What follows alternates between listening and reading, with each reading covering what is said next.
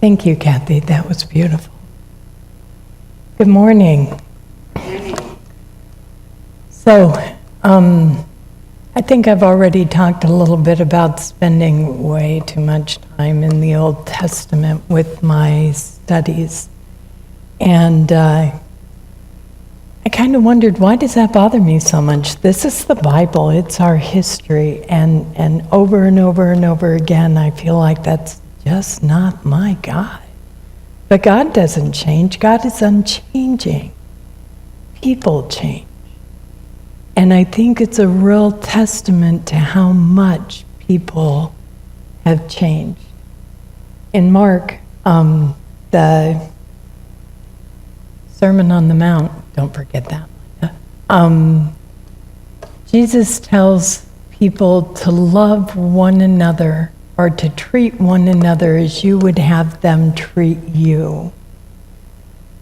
And that was really necessary to say back then. If you consider the story of Jacob, and he found a woman he wanted to marry, ended up working for his potential father-in-law for 7 years. You all know this story, right?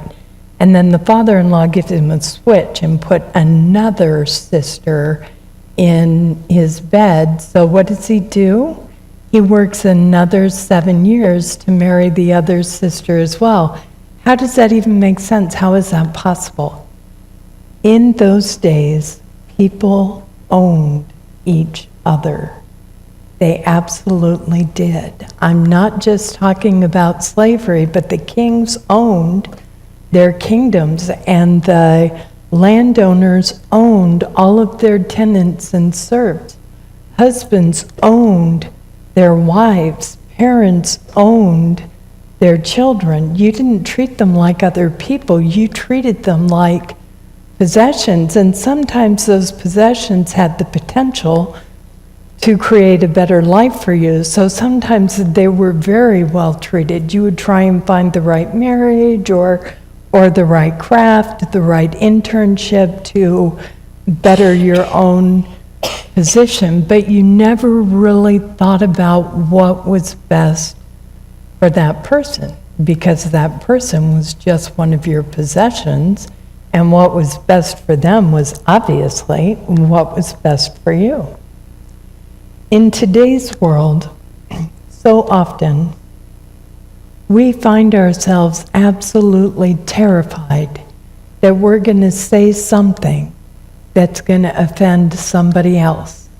That we're going to say something and it's going to be taken out of context or have some vague meaning we weren't even aware of and be used against us. It can show up in social media. It can become a part of who we are when that's nothing to do with who we are. Oftentimes, the rule today could be to be as kind to ourselves as we are to other people, to treat ourselves as well as we treat others. So often we put everyone else before us. What do they need? What do they want? How can I help them? And we don't stop and take care of ourselves. And when we do that, we end up diminishing the gifts that we give, like you were talking about.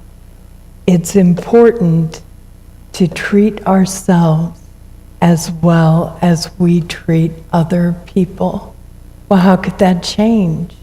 It's a part of the change in society. I think it's a part of the evolution of our entire race. We have learned to value every person and to consider every person important because they are. We tend to diminish our importance and put theirs up there and ours down here. If you use Google search, which if you don't, you totally should, you can get lost there forever, and ask, what does that mean, the golden rule? Treat others as well as you treat yourself. You come up with pretty much the same answer all across the board, No real objection there. If you, further on, right, in the Sermon on the Mount, Jesus says, turn the other cheek. And if you Google what does that mean, and I did, highly recommend it, really, really good time. It'll tell you it means to be a pacifist, not to hold grudges, not to attack, not to let your anger change your life. That instead of doing this, now I'm going to go seek vengeance and go after these people because they did this to me or mine. That's really not what it means to me. And I couldn't find what I perceive to be the meaning of that statement anywhere. So maybe I'm unique. But I thought I would offer it to you and see what you thought. What happens if I turn the other cheek, right? I'm looking with the other eye.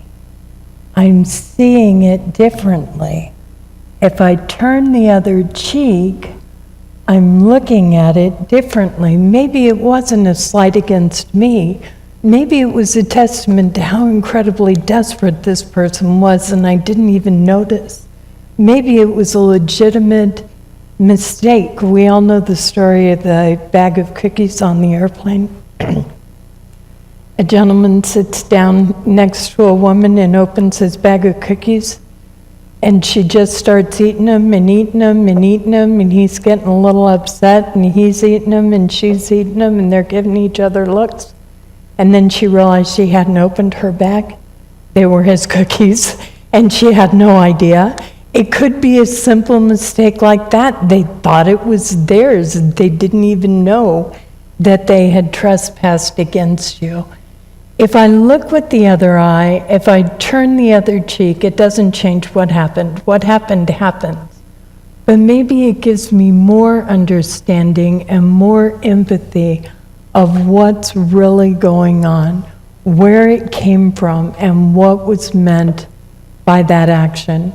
I can still get upset, I can still have my little reactions to it, but if I see it differently, maybe instead of seeing anger, I'll see a way that I can help where I didn't even know that help was needed.